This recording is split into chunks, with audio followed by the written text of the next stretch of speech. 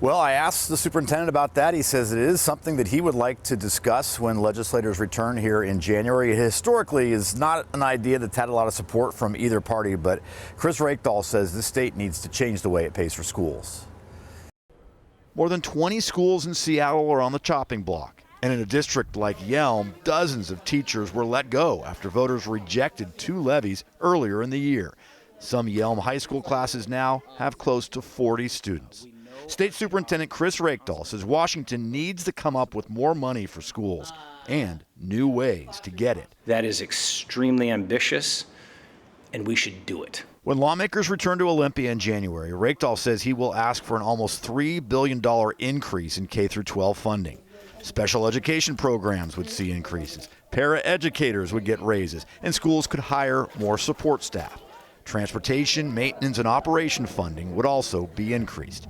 It's not Reykdal's job to come up with how to find the funds, but he says new taxes will likely be needed, even perhaps through an income tax. I've always supported that if the voters get a choice, and I've always supported if it will lower sales tax and property taxes. So that's the kind of conversation we have to have. Reykdal is up for re-election in November, and his opponent, David Olson, is also calling for increased K-12 spending, but says, quote, the money is absolutely there without new taxes. Olson said of today's announcement, quote, it's a political stunt to say I'm going to throw more money at education.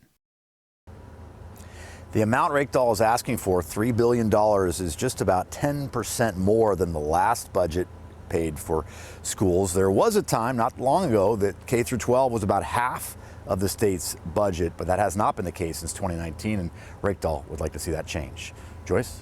I want to get back to this issue of creating possibly an income tax. How realistic would that be?